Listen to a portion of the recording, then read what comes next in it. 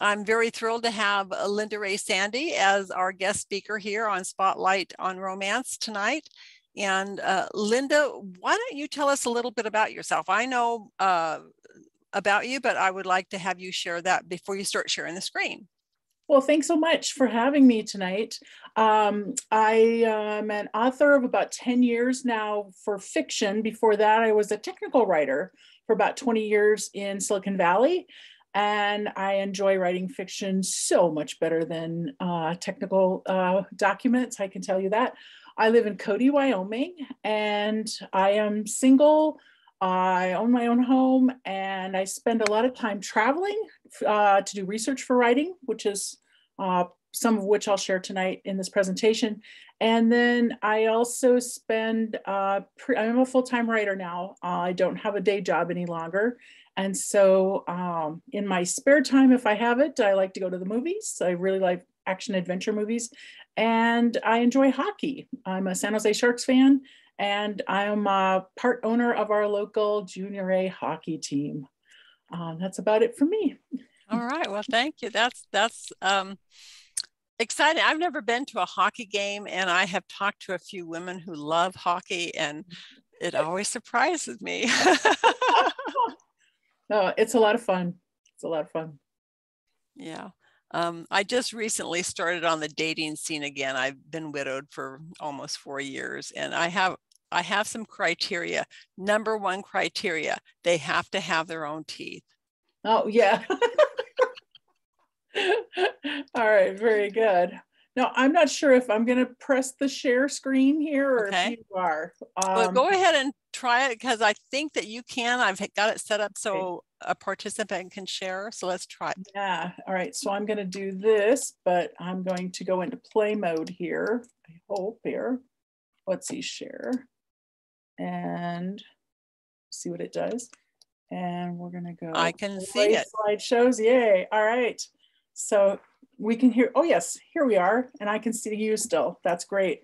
Does everybody see this okay on their screens? Yeah. Yes. Awesome. Okay. And can everybody hear me okay? Yes. Very good. All right. So our presentation I was asked to do on research for romance novels. For me, that's getting lost in rabbit holes. And in fact, researching, when I am doing it, I can get lost in the rabbit holes of research for hours. So first off, why do we do research? For those of us who write in historical fiction and historical romance, it's absolutely essential. But even if you're writing in contemporary, I think that there are some research that you need to do just to be able to write your books. You're always going to run across something you need to learn. You do it to educate yourself. You want to educate your reader without them realizing it. You want to, and it provides authenticity when you can use stuff that you've learned in your research as part of your writing. You want it to be known for historically accurate. You want to be known for historically accurate fiction. You want to be known as the expert in the area in which you set your books. I happen to write in the Regency era and early Victorian era, as well as ancient Greek. And so I spend time in all three eras learning all kinds of things that I can use in books. And I do it because I enjoy it. You want to avoid acquiring a bad reputation for writing books that might maybe include things that aren't historically accurate, or you can get called out for things that you might maybe do and not even realize it. For example, using Americanisms in your writing when your audience might be people who know British history really well. You want to avoid the issue of readers thinking a novel could have been a contemporary romance or a historical fantasy when you intended it to be historically accurate, like a historical romance. We say that because there are some writers who tend to dress up their characters in period costumes, but they still use modern era speech.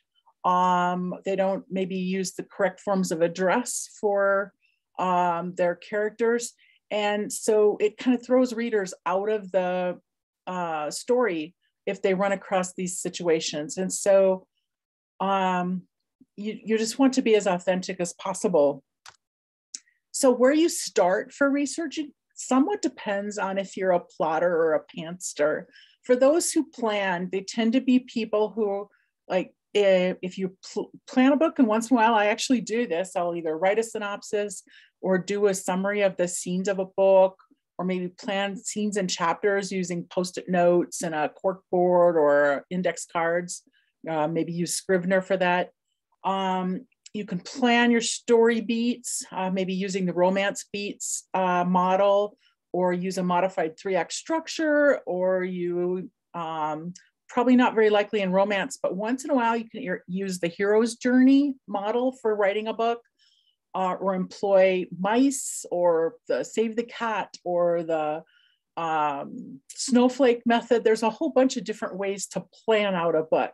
So when you finish that process and you're about ready to start your book, that's when you can do your research. Get yourself all ready to go. So you've got the book all planned out, you do your research, and then you can start writing, and you're not having to stop and start.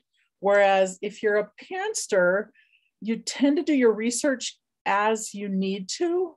When things come along, you're like, oh, I got to look that up. And you stop what you're writing and you go look it up, or you leave a placeholder for it so that when you get time later to look it up, you stop and look it up. So when you do your research is going to change according to what kind of writer you are. So where do you look for research? Where do you start? So during your writing career, you've probably amassed a collection of writing tools like a dictionary, a thesaurus, style guides. You also want to collect some other research tools. Some of these are going to be online sources, and some of them are going to be maybe guides or books that you buy for yourself for the particular area in which you write. You want to make these easy to find. You might have printed pagers in a topic folder, a 3-ring binder with tabs. This has really helped me because over the years, I've acquired a lot of printouts from websites, some of which no longer exist. And I'm glad I grabbed those before those websites went away. For those of us who are writing in historical romance in the Regency and Georgian eras, we used to have a resource called the georgianindex.net. It was fabulous. Lots of great tools, lots of great pages about life, what life was like back in England in that era. But unfortunately, that site no longer exists. However, I printed out a bunch of pages from that. So I've just 3-hole punched them and put them in a binder, but I have them tabbed so that the different topics are easy to find. Information on banking, on money, on what life was like in London, clothing, things like that. So it's helpful to keep your kind of research handy, because once you've looked for it, you've found it. Sometimes there's a tendency to just set it aside and forget that you found it. And then when you need it again for the next book, you're like, oh, where did I find that? So this way you'll have it at your fingertips to find again. Some other places to look. A lot of your research tools are going to be dependent on your book's genre, the time setting, and the physical setting of your book. So for example, for genre research, you want to become familiar with similar books in your particular field, in your genre.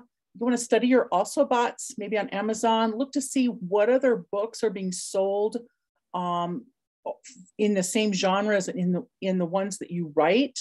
You want to learn who your comparable authors are, kind of what's trending maybe, and then determine what are the popular tropes versus the tropes that might set your novel apart from others. Because you don't want to be writing a book that's just like all the others that have been written. But at the same time, you want to give your readers tropes that maybe you've turned on their ear just a little bit, but they're ones that they want to read. Like right now in my genre, for example, like Regency era, early Victorian, the most popular seems to be enemies to lovers. For some reason, that's really hitting right now, as well as tropes that include older characters. I've got mostly readers that are over 40 years old. They don't want to read about young couples in their 20s falling in love because they can't relate to that. They want characters that represent themselves as widows, meeting widowers, or having an opportunity as second chance love. So this is the research I found from doing genre research, that I know kind of how to aim my stories, how to design my stories, so that I'm not writing the same book as someone else. And maybe I've taken tropes that people like and made them work for a new line of books anyway. So once I've plotted my book, or maybe as I'm pantsing a book, sometimes I do that too, to help with your character development, you want to do your time setting research. And when you pick a time to write a book in, your biggest things are going to be questions like, what is a character's life going to be like? Where did they live? Like, what did they live in? Was it a hut? Was it a castle? Is it a cottage or a mansion? Is it a townhouse in London?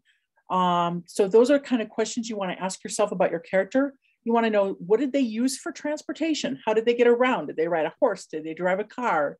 And then what did they wear while they're doing all this?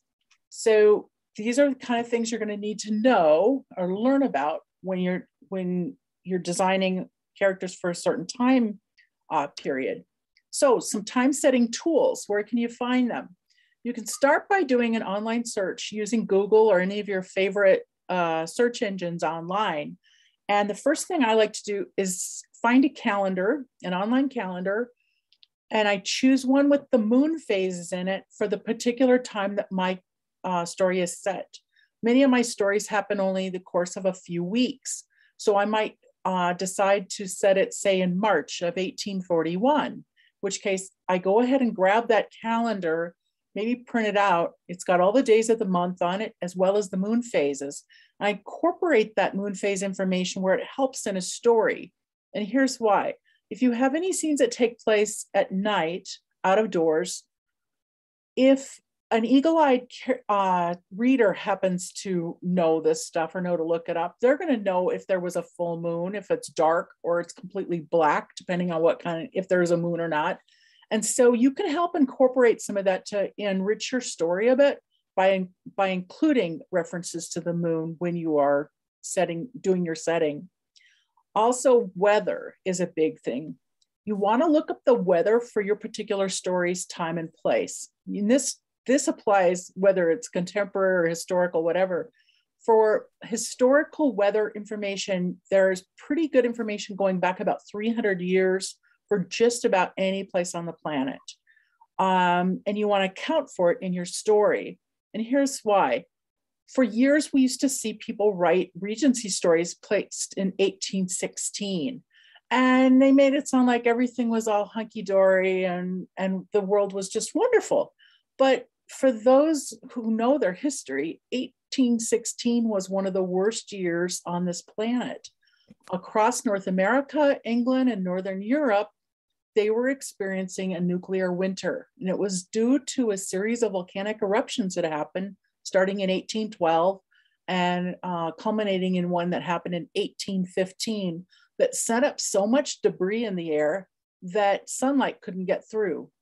In England, in the month of June of 1816, it rained every single day. There were crop failures, it caused famine, and this was true across, again, North America, Northern Europe. So those kind of things that can help you determine maybe not to set your story in that time unless you want to have a story that's based around that weather event. And that's something else. If you find a particular weather event in the year in which you want to set your story, you may want to incorporate that weather event into the background of your story somehow. Family histories are also great. These are the best things to use for determining character names, maybe, that will be appropriate for your story. They're great sources of incidents that have happened in families, or maybe character traits. Maybe the grandmother smoked a cigar, or somebody had their first experience with riding a horse, and there's a story about it in a family history. You can sometimes use those little tidbits of information about your character and include those in your character descriptions as part of your novel. Other time setting tools include the house styles and architecture, like I talked about a little bit before. Is the house a person lives in going to be a castle, a mansion, a palace, a manor home, a cottage, or a hut? is what's the style of architecture? Is it Baroque? Is it Palladium or Italianate? Those are the kind of things you want to know about your character's home. And so make sure you know that in advance. And you can even print out pictures of what that particular kind of house would look like, so you can use that as a resource when you're describing that setting. The modes of transportation, equipage, we're referring to things like chariots or carts, barouches or town coaches, a car or a truck. If they're using horses at all, is it a draft horse? Is it an Irish walker? Is it a quarter horse, and so forth? If they're doing any steam options for transportation, like steam buses, which actually started in 1830 in England and Germany, or are they traveling by train, for example? So you'll want to know what are those modes of transportation that were available during the time setting of your book. Some other time setting tools, fashion. You need to look up clothing and shoes for your particular era. What were the fabrics that the clothes were made of? Muslin, brocade, silk, taffeta, velvet. What were the colors? The names of colors have changed over the eras. So it's nice to find a resource where you can print out a page of what the particular names were for the colors that were used in fabrics. And this has been interesting because, for example, in this day and age, we have a color called poppy for it's kind of a coral, dark coral color. And back in the Regency era, it was known by its French name for poppy, like something like cloquet. Anyway, and that's the way the modistes at the time, the dressmakers, referred to fabrics, were by their color names. And so they're a little different from modern age names, but if you use the names that were appropriate for that era, you'll find your readers will really appreciate that authenticity. Also, you want to have a resource for the styles of clothing that were worn for men, women, and for children. Again, this just gives you an easier time when you're writing about the dresses that one of your characters is wearing, or maybe the top coat that a man is wearing, or the kind of knot that his cravat has tied into it. For physical setting tools, some of the best resources are maps to start with, because you need to place your story. So my favorite maps are for, let's see, how can I do this? Here. This is a genealogical map, and it is the best book. It takes place in the era in which I set my stories. They're all maps in England and Wales. And it includes all the village names, all the rivers, all the borders for that period of time. And the reason it's so important is because throughout history, things change. Countries have changed, borders have changed, rivers, lakes, the names of things have changed. So anytime you can find yourself a reference map for the era that you write in, this is one of my from London from 1816. It's huge. I'm only showing you a little portion of it, but I stick it up on a wall somewhere, and I can mark it up, and I can locate where my characters are going to live, who they're going to interact with, what streets they're going to be driving down, because all of those things can be referenced in my writing just to help with the authenticity. Additional physical setting tools include print images of paintings, drawings, or photos from the time of your setting. And you also want to study any encyclopedic descriptions of your setting. You can look up, Wikipedia is a good place to start. If you're setting your story, say in Bath, England in 1815, you can look that up, and there's actually a historical description that'll say what it was like there. There might even be drawings included, maps and pictures of what Bath was like back then. And here's why it's so important. I did a story about 6 years ago that took place in an area called Agrigento on the island of Sicily. It was about an archaeologist who was taking his new wife on their wedding trip. And he was going there to do studies on mosaics. So I didn't know anything about Agrigento other than it's currently a UNESCO World Heritage Site. I knew there are a lot of Greek temples there. That's part of the reason why I chose the setting, but I didn't have any reference for what this place looked like 200 years ago. But it turned out to be easy to find those references. I did online searches and just said, Agrigento, what did this look like? Or what's it known for? And there were all these drawings and paintings available at all these different sites that showed me what was available there. And so it made it easy to do the descriptions in the book of these Greek temples that this man was showing his wife on their wedding trip. So these are an example of just 4 out of, I had about 22 of them altogether from this area. So the other thing you can do in physical setting is rely on your own knowledge of the sites. So you can travel to these sites and actually take photos for yourself and use them as reference. Take photos of the landscapes, the buildings, like the country houses and the castles. And then if you get tours to go inside those, take pictures of the furniture and the decorative arts. I was actually just in England a couple of weeks ago. And for 3 weeks, I did a Rhodes Scholar tour called Quintessential Britain. It gave me an opportunity to tour several castles and several country houses, as well as go to locations that I can use in books. And so I took over 1,200 photos while I was on that trip because we went to museums and things. And so you can take pictures of things like, seems really odd, but like snuff boxes. It happens to be a accessory of a gentleman back in the period of time in which I write. And so the National Museum of Scotland had a huge display of snuff boxes from the era in which I was writing my books. So I took pictures of all of their snuff boxes. So now I have a reference material to use for when I'm describing a character snuff box, for example. And same thing with the furniture and decorative arts. Castle Howard, they have a huge collection of ceramics, china, like teacups, teapots, dishes, and whatnot. And they were all on display. And they had over 30 different sets of these from the 1750s.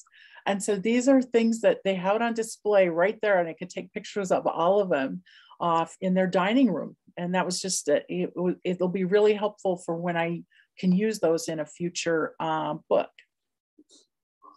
The photos I took when I was in Sicily in March are of those same areas that I had just drawings of before. What amazed me is, although some of the backgrounds have changed a bit on these, and there has been some restoration work done on these temples, for the most part, a lot of these look much like they did 200 years ago. But I was really glad to have had the drawings and paintings to work from when I did that book 6 years ago. But it was still, and part of the reason when I did that book is I had no intention of ever going to Sicily myself, but after I finished writing that book, it was on my bucket list to go. So I'm glad I got to go to that. Reference books. Every era of history has reference books available in either print or online formats. It's worth it to purchase reference books for those eras in which you write all the time, just so that you have them. Some of them are even written with titles that include for writers in them. So they're reference books that are intended for writers to use when they are writing novels. You also want to create your own list of references that you use all the time, especially online ones where you bookmark them and then keep them, try to organize your bookmarks so they're easy to locate. Maybe keep one for, say, I keep one for Regency, and then all the things inside it are references are websites for Regency information. I have another one for Victorian. I have another one for ancient Greece. And so that's where I store them. So they're just easier to find, because sometimes your bookmarks can kind of get out of hand. The resources that I happen to use for the era that I write in are just the ones that are found here on this slide. The online etymology dictionary is excellent for any era.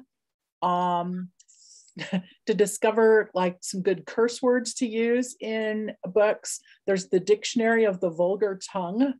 Probably the most important thing is to know the correct forms of address when doing books that contain any references to aristocrats. You want to make sure your forms of address are correct for things like dukes and for earls, marquesses, viscounts, barons, baronets, and so forth. One of the first things that'll happen is if you get your forms of address wrong in a book, your readers will skewer you in their reviews. And there's really no excuse for it. There's plenty of resources out there to get your forms of address correct. So that's one of the places you can, that website there. New Pictures of London, 1819 is a great website with all kinds of pages of just great resource information about what life was like in London. There's the Regency Dictionary. You do need a login for it, but once you have that, it's a great resource. There's also a site just called Regency England. Again, a very good reference site. And British History Online, which is free to use. And it covers all of British history going back to the beginning. So anybody that's writing medieval or Georgian, Regency, Victorian, all that's going to got some great history in it. And I will, if it's okay, I will post these slides to the files directory in the group, if that's acceptable. Oh, absolutely. I was going to ask you if you would put something together for Sure. all of the URLs. Yep. So thank you. You bet.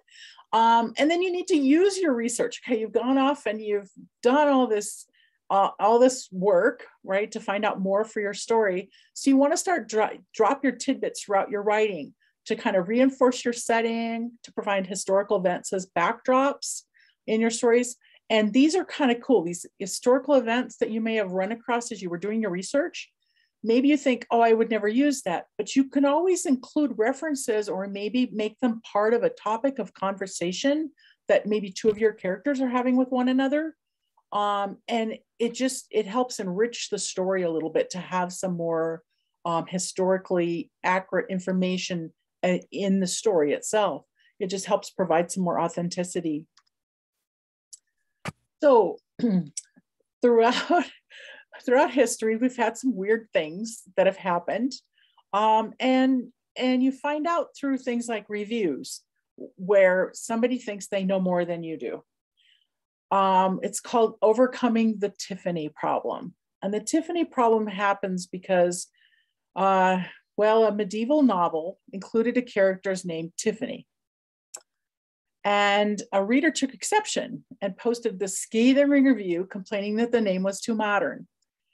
And I think for me, that same thing would have happened to me had I not known and done my history that Tiffany is actually a very ancient name. It actually goes back to ancient Greece. It comes from Theophania, which is another name for the Christian holiday of Epiphany. And in England, if girls were born near the time of Epiphany, they would get named Tiffany. That was just something that happened. If you were christened on Epiphany, you might get the name Tiffany. And so how do you overcome a reader's ignorance about something like that? We kind of have to educate them. So I'll get to it in a moment about how to do that. What about nipple piercings? You'd think, would you ever include nipple piercings in a novel set in the Victorian era? And my first thought would be, the Victorians, you think of them as being very uptight, very sexually repressive, especially in the later era, but you could include it because they were having their moment in France and England during the Victorian era. Women and men got them. They got piercings to be both trendy and titillating, no pun intended. And so how do you overcome a reader's ignorance about that?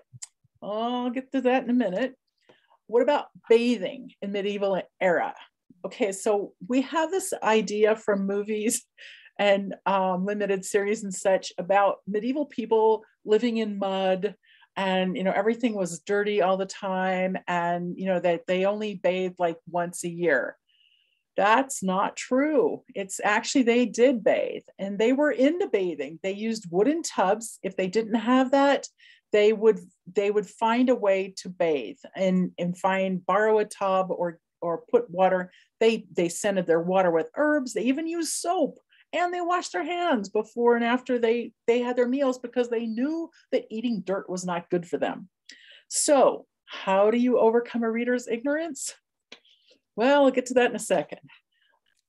Another thing people have this misconception about is, were there people of color in Europe during the historical ages? And yes, we only have to look at paintings and artwork from that era and the pre and early modern Europe, and you can see there are people of color in those paintings. They come because there were seafaring peoples of the Mediterranean Sea that went all over Europe, going back to the 1600 BC. You have the vastness of the Roman Empire. Remember, they conquered all kinds of peoples all around the Mediterranean. You had the slave trade, so people were being brought in from other countries, and specifically Northern Africa. You had artisans and craftsmen who were being hired to build cathedrals. So for example, if you go to any of the cathedrals on the island of Sicily, all of the artwork and most of the building were done by Muslims, because they were the craftsmen that had the skill to do the mosaics for those cathedrals. And so, for example, on the island of Sicily, the current population is made up of people from all over the world. And it's just amazing. 17% of the men on that island are still pure Phoenicians. You will find families where, because that island was owned by, the Greeks had it for a while, the Romans had it, the Spaniards had it, France had it briefly.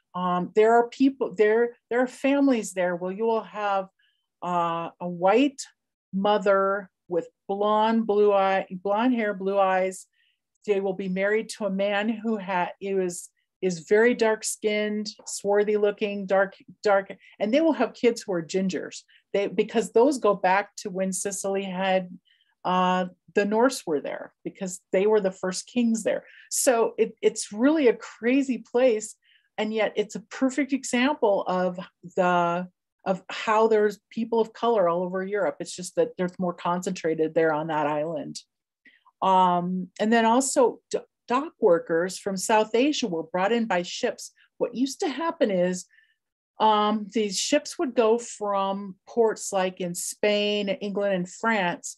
And in order to get to trade with Southeast Asia, they would have to go down around the Cape Horn. And so when they did that, you end up losing about half of your sailors. They would die on trips like that. They would be long, treacherous, and also people died of weird diseases and things. So in order to reman their ships, they would pick up all these Southeastern Asian men as sailors, and they would just be green sailors. They didn't really know what they were doing, but what would happen is they bring them back to the docks, drop them off, and because they weren't really that experienced, they would hire experienced white sailors to go back on these ships to head back for the next trip, leaving behind all these East Asian or South Asian men on the docks. And so they were forced to just find work as they could on the docks. And so that's how people from Southeast Asia and China ended up in Europe. So how do you overcome a reader's ignorance of this kind of information? Go on the offense.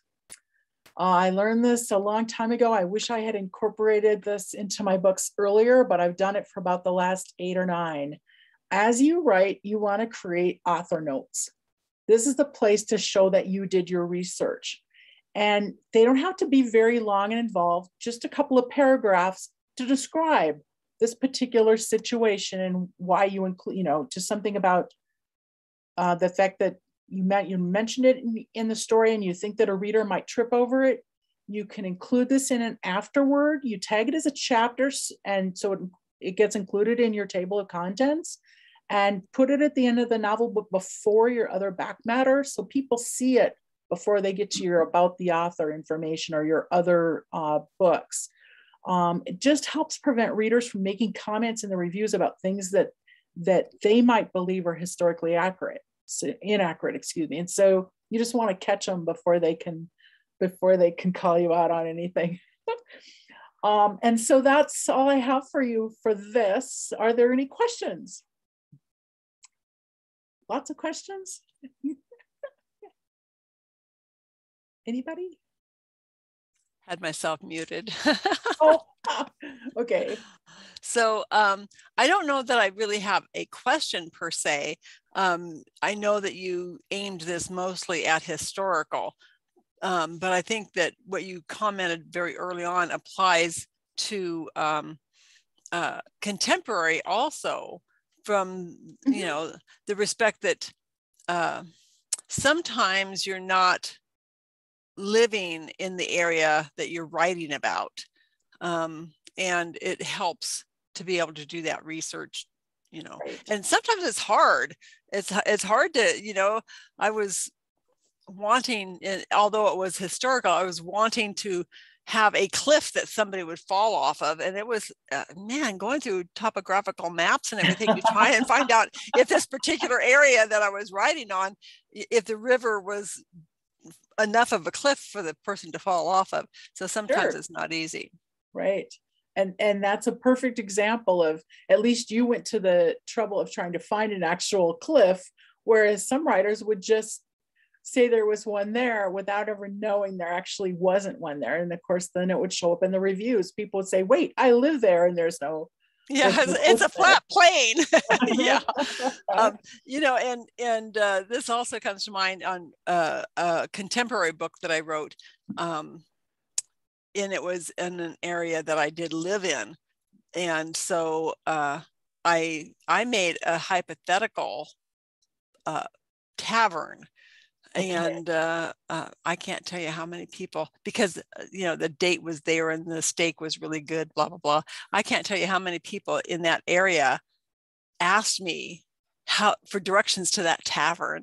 And it's like, oh my goodness, now I have to tell you, that's called author license. It doesn't exist. So, for example, in my books, I actually do reference real coaching inns and real taverns from way back, 200 years ago. So what's fun is there's a lot of them. I mean, there's, and I just discovered on this latest trip I took, there are still pubs in existence that were in existence 400, 500 years ago, and they're still there. And so I got to take pictures of those and go into some of them. I had the best time that something happened. My second novel, I referred to one called The Forster Arms. It's in Sussex in England. And about 6 months after the book came out, I heard from a reader, oh my gosh, I was so excited. I just finished reading your book and my daughter just bought that pub and is having it renovated. So that was just a lot of fun. It was like, what? I mean, it was such a surprise, but it's a great, it is really fun to have things like that, to be able to use the real references to real places in your books and then have people be able to go there. And well, it also brings to mind how on earth you don't really realize the spread of your book sometimes. Right. Yeah. I know on mine, about a third of my readers are in England, about 10% are in Australia, and the colony countries, oh my gosh, Malaysia, Singapore, and so forth. Those are places, that happen to be the audience for my books because they were all colony countries. And so when I'm writing a book, I have to make sure I remember that it's not going to be the majority. Well, majority are going to be people in the United States and Canada, but there's a good number that are going to be in those other countries are going to be reading them. So they're going to know if I got something wrong in a setting. So any other questions?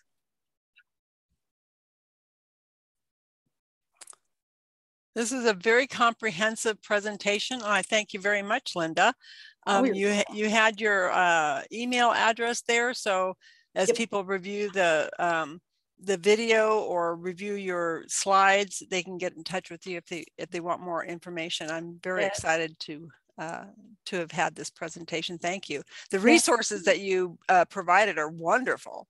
Oh, thank you. And I will upload this, if that's okay. I'll go ahead and upload it into the file section of the Facebook group. Right. And if you have any issue with that at all, just message me and we'll get it figured out, because I haven't had anybody load anything into there yet. Okay. All right. Okay. Well, thank you so very much. Anybody else have questions for Linda? Okay. No, thank you, Linda. It was very good. Oh, thank you. You're welcome. I'm glad to be here. Okay. That's great. Okay. Thank you, everybody.